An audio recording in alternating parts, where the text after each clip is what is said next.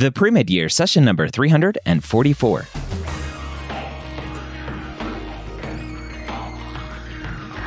Hello, and welcome to the Premed Years, where we believe that collaboration, not competition, is key to your success. I'm your host, Dr. Ryan Gray, and in this podcast, we share with you stories, encouragement, and information that you need to know to help guide you on your path to becoming a physician.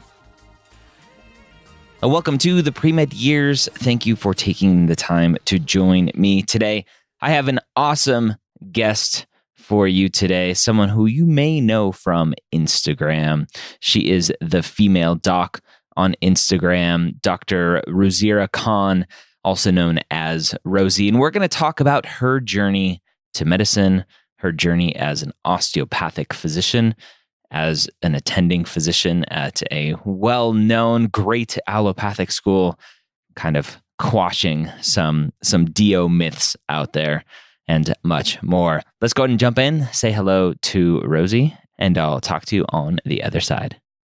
Rosie, welcome to the Premed Years. Thanks for joining me. I'm so excited. Making your Premed Years debut. That's on everybody's bucket list. Yep, it definitely is. Let's start with my most favorite question. When did you realize you wanted to be a doctor? That's a good question. It was in my childhood.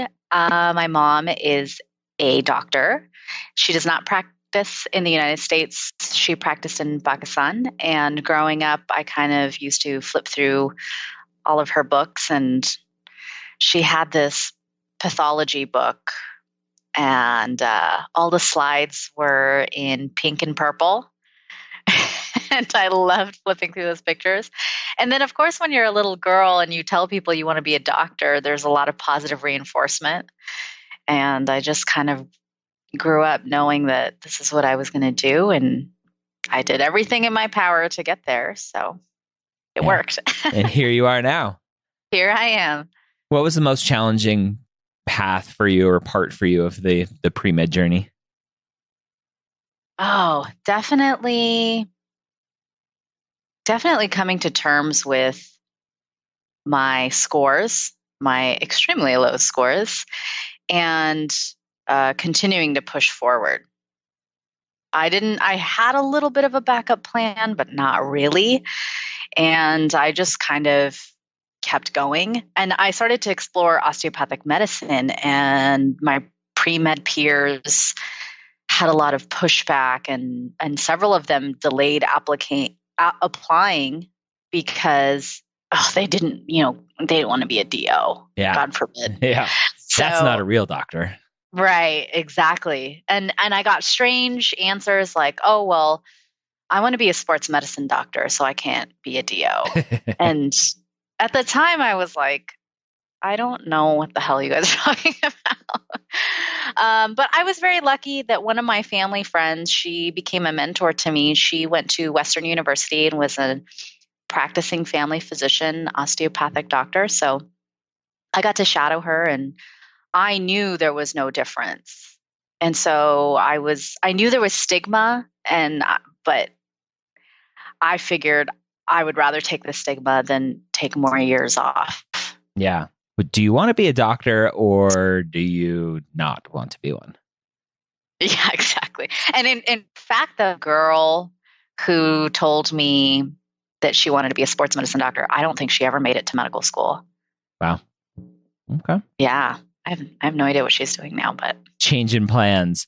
Yeah. So let's talk about your scores. On your Instagram account, you recently came clean about some of your pre-med struggles. Why was that, number one, so hard for you to talk about and be open about? And number two, what do you think it was for you to be so hesitant to talk about your scores? I was so afraid of talking about my scores, mostly because they're embarrassing. And on Instagram, it's a public forum, and I don't want my patients who are searching for me or looking for reviews to come across my Instagram and then realize that I did terribly in undergrad and think that I might be a worse doctor, which I don't think would happen. But, I lecture nationally about the legalities of social media and being a practicing physician. And that is not advice I would give anyone to say, hey, yeah, just share it. But I recently shared just little snippets of it because I thought it was so important for pre-med students to realize. And what's interesting is this generation has a huge, I don't know how to describe it, but there's just this comparison culture. And they don't look at the real statistics of what's going on in medical schools and what the numbers are. It's just like, Dr. Wannabe so-and-so on Student Doctor Network said that if you don't have a 3.8 or if you have 1C on your transcript, you might as well forget it. And so a lot of that misinformation was one of the driving reasons why I put it on there. Do you think it's new, that culture? I do, because when I was applying in 2003, I just had Student Doctor Network, and then a lot of the average MCAT and GPA scores were in books. Mm-hmm. I remember going to Barnes and Nobles, and there was a published book with every single medical school with the average scores in there, and I had to purchase that book. Yeah, the MSAR that's now online used to be a physical book. Exactly. I guess that's where it originated. Yep. I couldn't remember the book. I think I sold it the year after I got it. But the comparison culture wasn't as bad. I mean, Facebook had just started, and you needed a .edu email address to even join. So, I mean, I was kind of comparing myself to my peers, but people were a little bit secretive too about their scores and where they were at. So now with everything on the internet, it's like an explosion of, this person didn't get in and they had a 3.8 and a 45 MCAT score, and I don't understand if they don't get in, then I can't get in. Mm-hmm. That kind of stuff just is all over the internet. Yeah, and unfortunately, students think it's the stats that are driving it. I talk about it all the time now. I talked to a student recently who had a 3.9 and a 5.19 and didn't get any interviews. And so if that student were to go post on Reddit or Student Doctor Network or any public forum, it would freak everyone out. Like, well, if you have those stats, then I'm screwed, right? My 3.7 and 5.10 are terrible, and I'm never going to get in. And students continue to fail to realize that you are more than your stats. And this student in particular had zero clinical experience and zero shadowing and didn't have a lot of activities in general. She focused only on her grades and her MCAT score. And medical schools don't want that. Right. Exactly. What was the pre-med culture like at your school? It was pretty cutthroat. It was bad. It was really bad.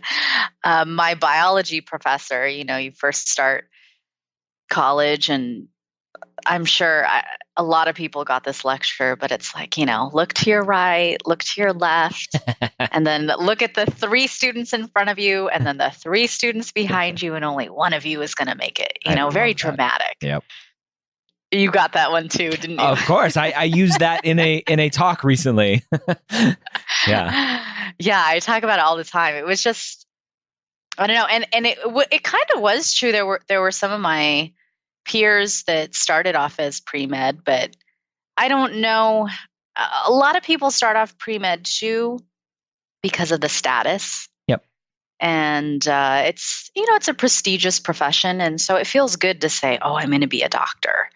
But at the end of the day, the actual profession isn't so glamorous, and getting through all of the rigorous work isn't glamorous. So it does weed out some people, but I don't think it weeds out people in a sense where it's like we're trying to absolutely crush your dreams and your soul. Yeah. Although professors like my biology professor definitely tried to do that.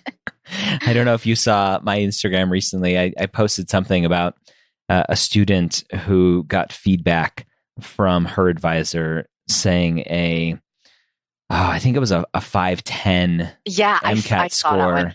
And the advisor's like, yeah, you shouldn't apply to medical school. Your chances aren't going to be good. And she has a subsection score that was pretty low, but not horrendous. And I was like, this is ridiculous. And so I posted on Instagram, and so many people DM'd me saying, this is what my advisor said, and this is what my advisor said. And I'm just like, I need to fix that. So that's my new mission in life, is to get in front of more advisors and help them see that their students don't have to be perfect. So. Yeah. I love that.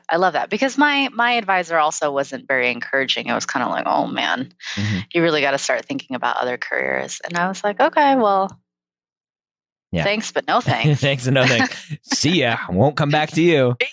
Yeah. Unfortunately, it's so common. So for you, when you were getting your scores and you're going through this process, you're like, oh, this is going to be hard. And you start to look at osteopathic schools. Did you only apply to DO schools, or did you try to apply to MD schools as well? Yeah, what was interesting was that I applied to 4 DO schools, Chicago, Arizona, Western, and Toro. And I applied to, I think, 12 MD schools, but I did not complete any of the secondaries for the MD schools.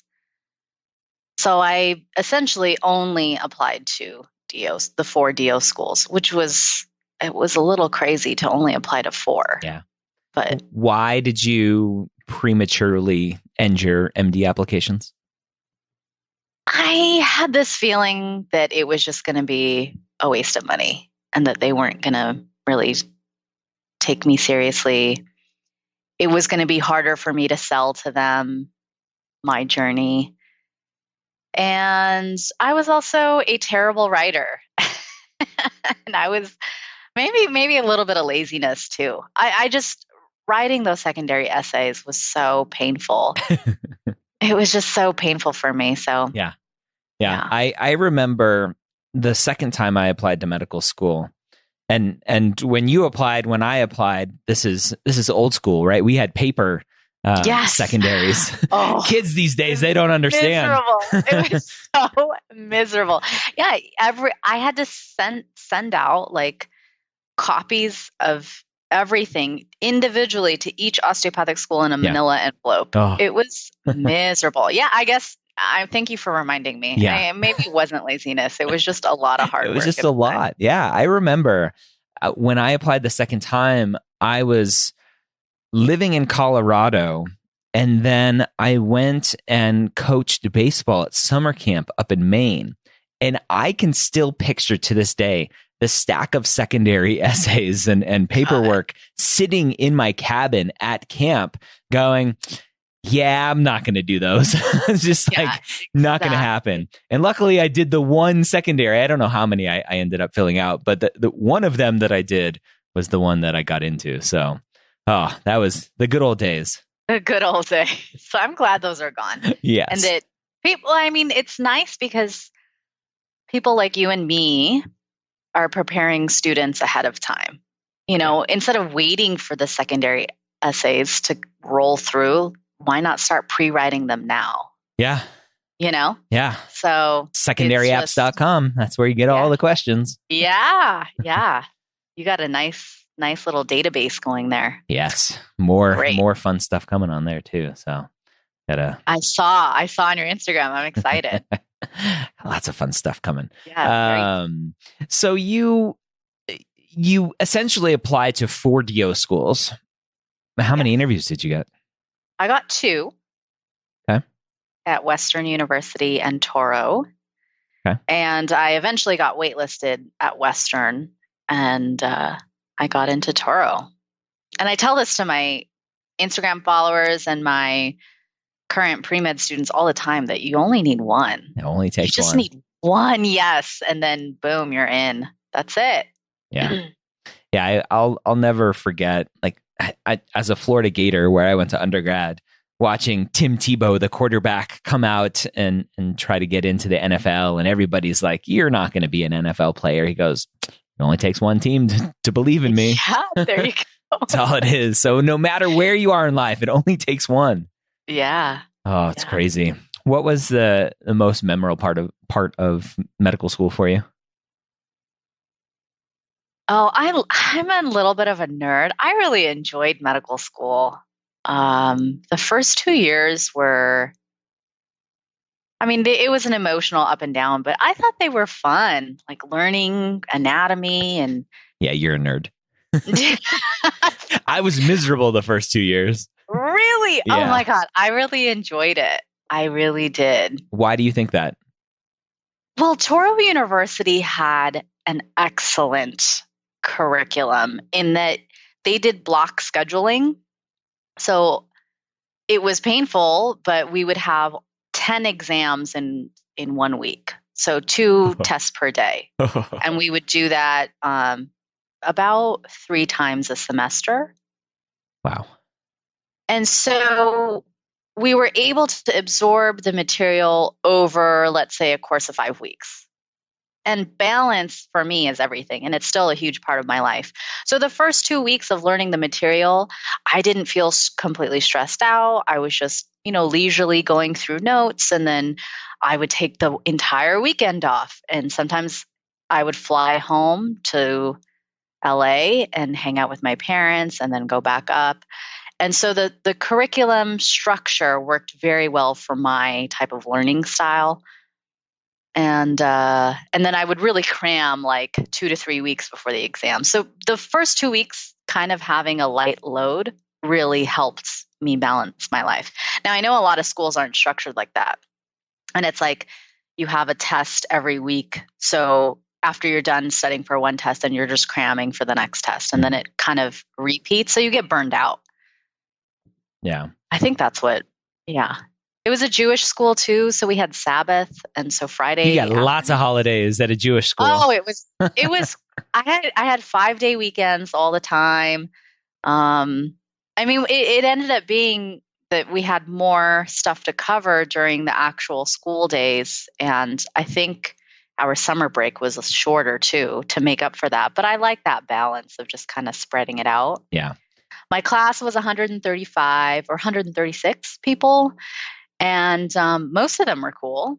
Mm-hmm. I really enjoyed hanging out with them. Yeah. We had fun. It was a fun little crew. Did you know when you were applying to Touro, did you know about their curriculum and that block scheduling, or was that just something that you found out later? I think I found that out later. Yeah, and I didn't realize how beneficial it was specifically for my learning style until I got into rotations with Western University students. And they were confused because they were like, no, we had a test every week. I was like, oh, I kind of liked that I had 10 tests in 1 week, but 5 weeks to learn it all. Although, for severe procrastinators, that just would never work. Yeah. So I guess it really depends on your learning style. Yeah. And that's why I stress so much when students are picking medical schools, don't look at the MCAT and GPA, look at everything else and make sure that the school fits you, including the curriculum. Mm-hmm. Yeah, exactly. So important.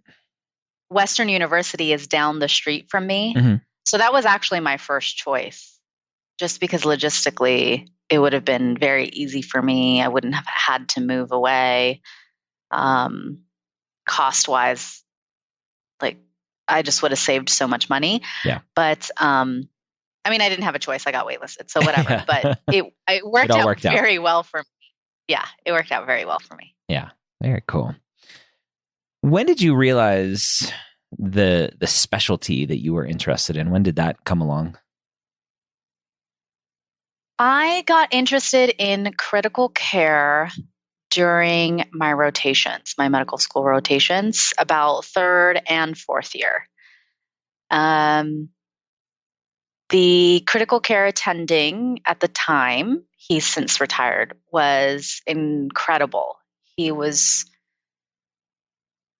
incredibly bright, a wonderful teacher, And most of all, he demonstrated a great deal of empathy towards his patients and a lot of, and he emphasized a lot of dignity in the dying process. He stressed that that was so important to die with dignity. And that's something that I don't see as often anymore in our profession, unfortunately. But so that kind of really excited me. And the rigors of, ICU, it's a very exciting environment. But then when I became an intern, I did my ICU rotation and just about died of exhaustion. And I was like, there is no way I'm doing a fellowship ever. Like, this just isn't for me. But I think as an intern, everything is so new. You're stressed out. The workload is a lot. So eventually, once I got better at just being a doctor, things got easier. And then I revisited the thought my third year of residency. And at the time, you had to apply 2 years in advance if you wanted to go to fellowship directly. So I would have had to take a gap year, but I decided to apply anyways. And I was getting more and more frustrated with some of our other attendings who did not show the empathy I think our patients and their families deserved. Mm-hmm. And it was irritating me. And I thought, you know what, I can't be a hospitalist and just end it here. I have to keep going. So that's what kind of finally pushed me. And I applied. And so I got in for the following year. But what was interesting was that I'm a little bit of a hustler. So I stalked my program director for several months, asking and letting him know that, hey, I was available. I hadn't signed a hospitalist contract yet. So if anyone drops out for this year, let me know. And I don't think students realize how much more casual fellowships can be. And I think this is illegal now, but at the time as a DO, I could sign outside of the fellowship match. Mm-hmm. So that's what I did. And people drop out of fellowships all the time for various reasons, like, it's just, I don't want to go through it, or, I decided I wanted to do something else, or this job contract was too juicy and financially it was better for me and my family. So people drop out. So I stalked my program director, and someone ended up dropping out, so I was able to go right away after residency. Nice. Yeah. Talking about your rotations in medical school, you talked about having a mentor who was just amazing and you loved it. And I think that a lot of students don't put enough emphasis on the interactions they have with those mentors, with the attendings, that it's like, oh, this is an amazing specialty. Maybe not because I love the specialty so much, but that mentor is amazing. And I wonder if when you became an intern and you're in the ICU, you didn't have that same sort of mentorship there. And you're like, oh, this sucks, right? This isn't as fun as I remember it being.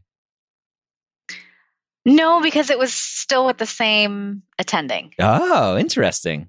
Yeah, I was just exhausted. Okay. And it's very different being a medical student versus being an intern. Because an intern, you're 100% responsible for writing the orders, transfer paperwork, all of that stuff. So I think it was just an overwhelming time for me. And I'm trying to learn procedures and things like that. So it was a lot to take in, I think, just as an intern. But my passion for it never really died down. But you're right that medical students sometimes don't foster those mentorship relationships because they feel like they're bothering the doctor. Mm-hmm. And as an attending myself, I want to say that I love getting feedback and follow-ups, because then I really feel like, okay, I need to keep going and what I'm saying makes a difference, because attendings get burned out too. Mm-hmm. Teaching takes a lot. And it's not just, you guys are writing the notes for us and then we just sign off at the bottom. But it's actually double the work for us, because we we want to document things in a very specific way for billing and legal reasons, but then we have to go back and check your work and make sure everything's okay. So it does take a lot of work. So it's very rewarding when you see your trainees succeed in any way, or that you've impacted them in some way. So I love getting follow-ups. Yeah. What was the impetus for you to start an Instagram account and put your life on Instagram? What's interesting is I started it maybe in 2014, and it started as me not wanting to be a doctor anymore. I was so burned out after fellowship that I decided I wasn't going to be a doctor anymore, and that I was going to rekindle my love of web development that I had done throughout high school and a little bit of college. So I took some courses on WordPress and CSS, HTML, JavaScript, all that stuff. You are a nerd. I'm a total nerd. My kind of people. Yeah. So I relearned all of that and thinking that this was going to be my new career. But of course, I got a job as a critical care physician because I needed to pay off my student loans and the money was good. So I thought I would just do both and then eventually let go of the doctoring thing. But eventually, I came out of my burnout, and then I remembered why I loved being a critical care doctor so much. And I was like, no, I love this. And then Lean In had just came out. It's a book by Sheryl Sandberg. Mm-hmm. She's the COO of Facebook. It came out in 2013, and I really resonated a lot with that book about women in the workplace. And so I wanted to apply that to women in medicine. And I started this blog called femaledoc.org. It's no longer there. I've changed it now to thefemaledoc.com, with the intent of creating a social network for women in medicine to connect, so that women in medicine can connect on a deeper level and kind of talk about workplace issues. Mm-hmm. Was this before PMG was out or after? I think me and Hala started at about the same time. Okay. Yeah. Hala and I went to residency together. Oh, awesome. I love Hala. Yeah. So she was doing, she's great. She was doing emergency medicine residency, and I was doing internal medicine at the same hospital. Okay. So we knew each other well. And she had started, PMG on Facebook, and she invited me to kind of take a look too. And we were both kind of starting things. And so PMG blew up, and it took on a whole new life, and it's a great, great group. But my little measly website was not taking off the same way, and it wasn't getting enough traffic. So then I looked into social media marketing, and that's kind of where I stumbled across Instagram. But then as I continued to do different lectures at these national conferences, like on contract negotiation for women, I noticed that everyone at the end of the lecture wanted to know very specifically what I did. And so I thought, oh, well, maybe I'll just switch it to a blog where I'm just talking about my experiences and giving my advice. And then that's kind of when I switched it to the Female Doc, and Instagram kind of exploded after that. Let's talk about your burnout. And what do you think caused it, and how did you get through it? Burnout, I think, there's two aspects to burnout. One is a systemic burden where physicians just aren't taken care of. Any healthcare provider, physicians, nurses, PAs, etc. And then the other aspect is individual recognition and understanding self-care. Because doctors are trained to just go. And that's it. And put others before yourself.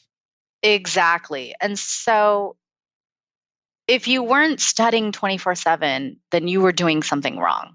right? Like it's almost like shame that you're taking an afternoon off. Hmm.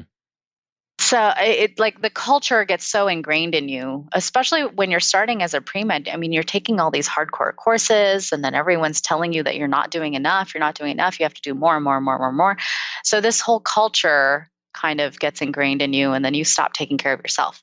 And then on a systemic level, it's I mean, the night shift is insane.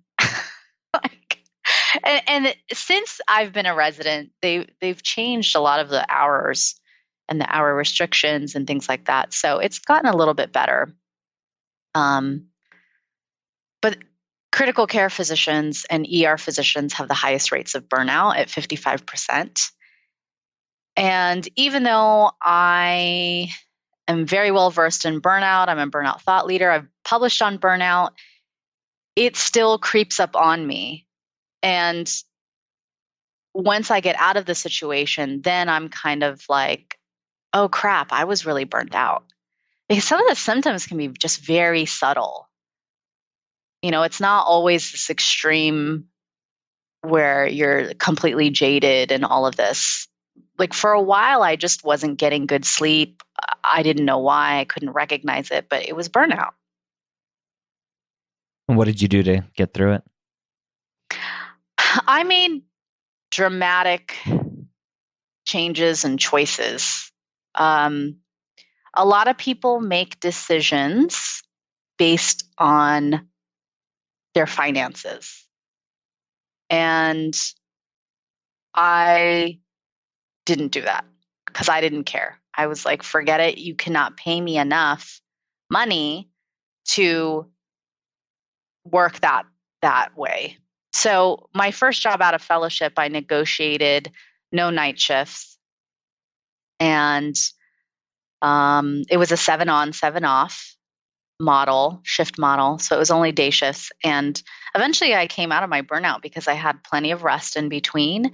And the night shifts were destroying me because my fellowship was grueling. We were on call every 3 days, 27 hours. And I did that about 8 months a year Mm. and for 2 years. And it was too much. And so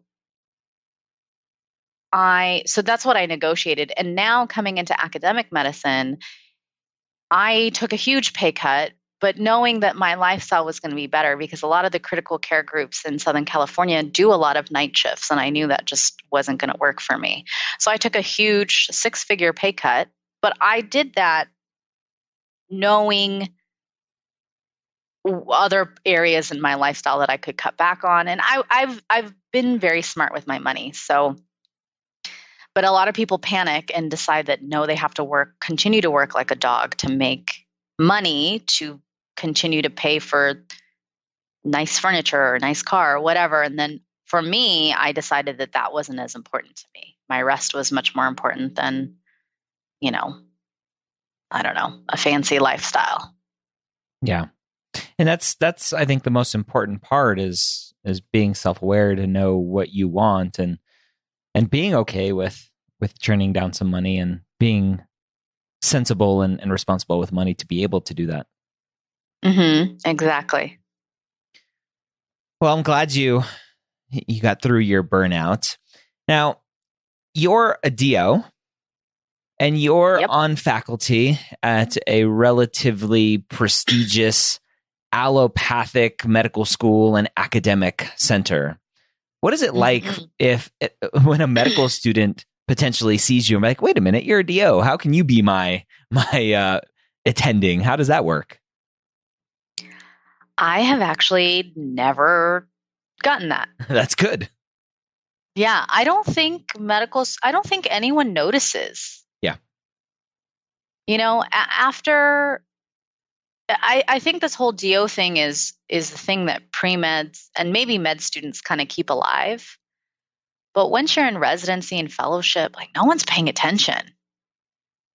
You know, whether you go to Ross, St. George's, Toro, Western, whatever school you went to that has some sort of stigma, people just stop caring.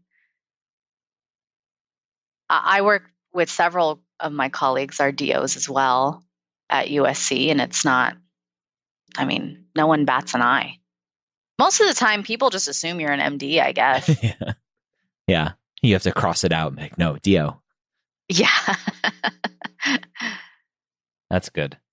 For the pre-med student who is not considering applying to osteopathic school. I had a meetup last week and was talking to a pre-med student, and her stats aren't the best. And I was like, well, are you applying to DO schools just to increase your overall chances, right? And I prefaced it with, even if you have a 515, I would still recommend applying to DO schools just to increase your chances of getting in.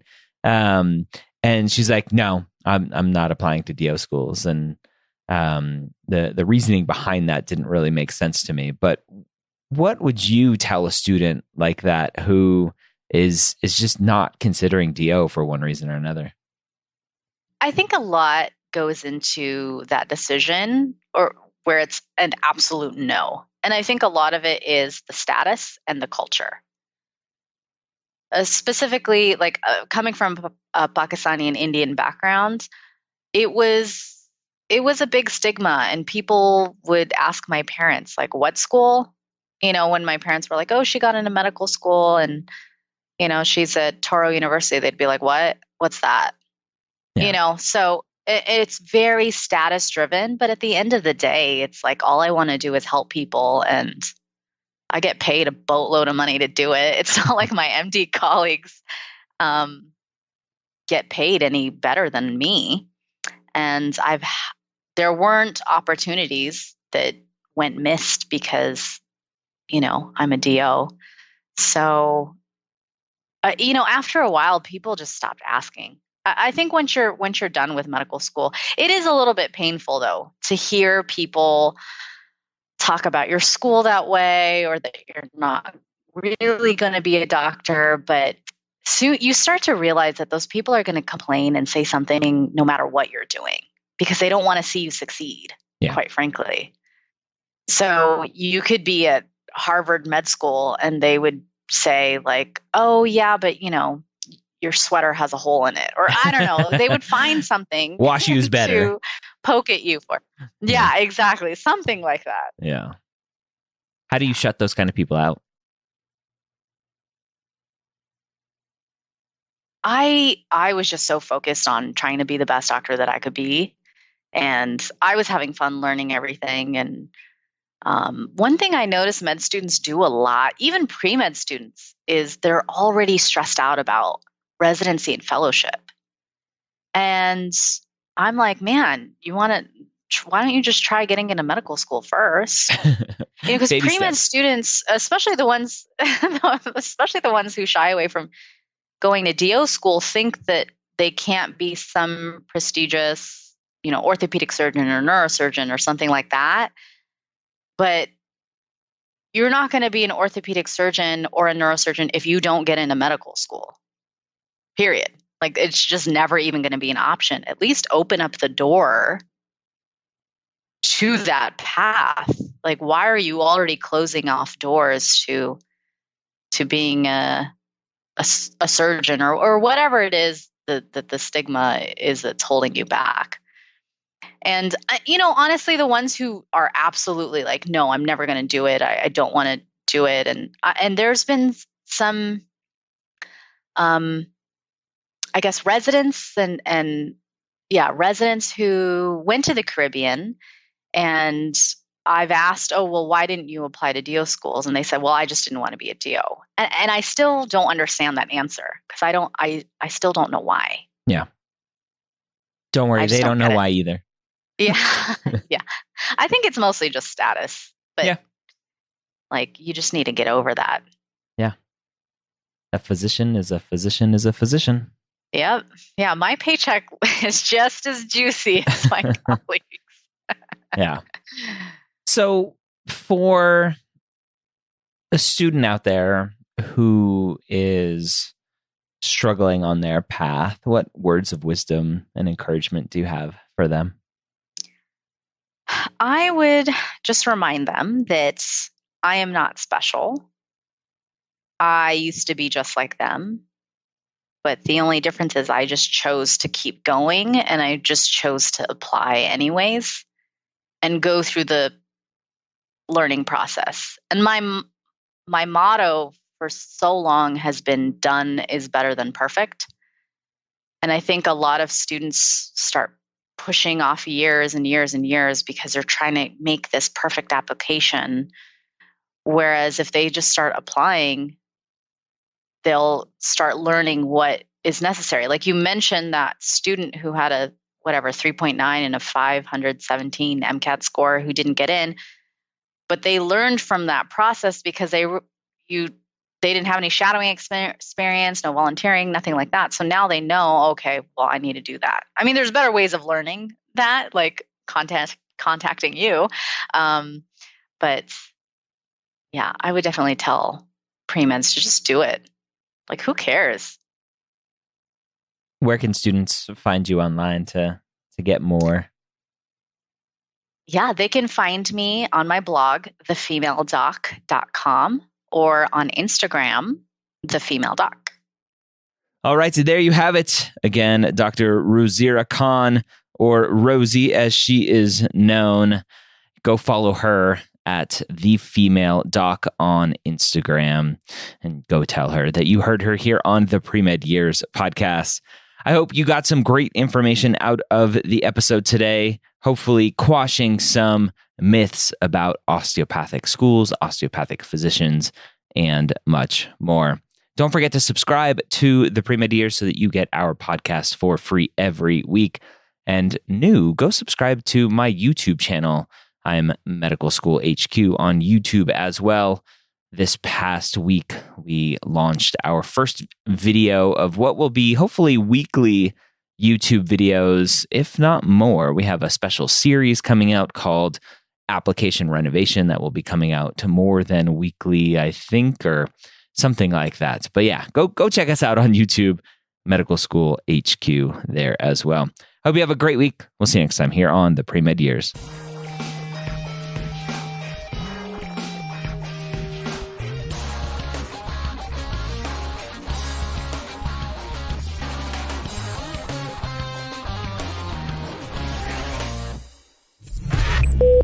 This is MedEd Media.